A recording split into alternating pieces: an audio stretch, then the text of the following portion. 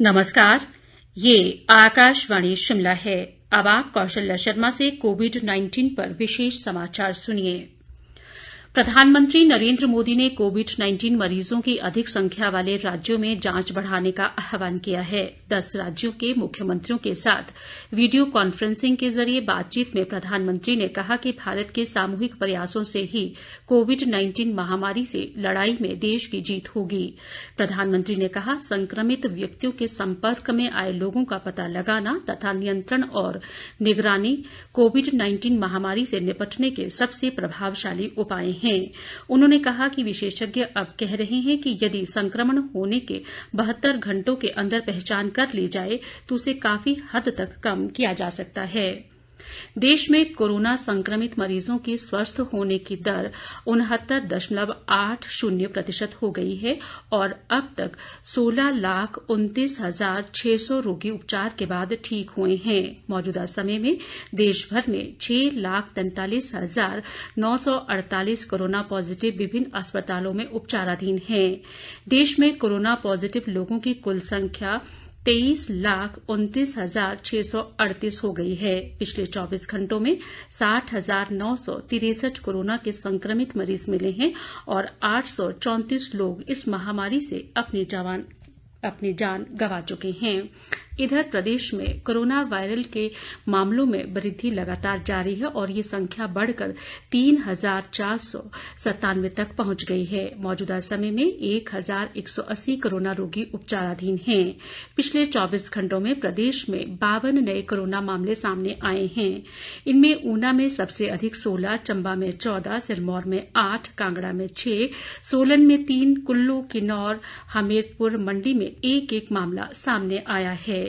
ऊना से हमारे जिला संवाददाता ने बताया कि इन संक्रमित मरीजों में ऊना उपमंडल के गांव भटोली के सबसे ज्यादा 15 मामले हैं, जिनमें सभी की उम्र 4 से 75 वर्ष के बीच है। वहीं अंब उपमंडल के कटोहल खुर्द का कलकत्ता से लौटा 25 वर्षीय युवक भी पॉजिटिव पाया गया है और चंबा के धड़ोग मोहल्ले में एक बार फिर 14 नए संक्रमित मरीज मिले हैं।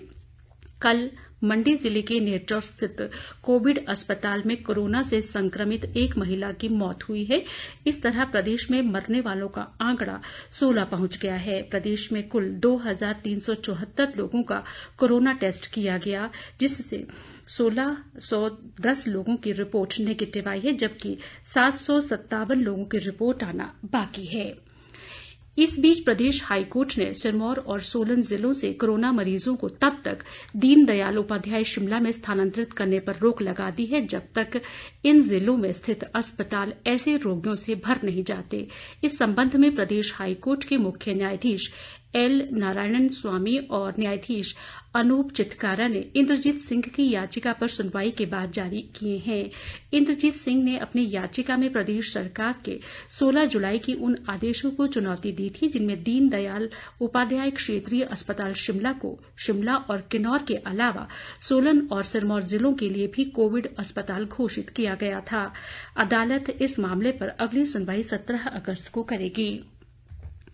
देश में कोविड-19 की स्थिति की निगरानी के लिए बनाए गए आरोग्य सेतु ऐप को अब 15 करोड़ लोगों ने डाउनलोड किया है। लोगों के अत्यधिक समर्थन के कारण ये दुनिया भर में सबसे अधिक डाउनलोड होने वाला ऐप बन गया है।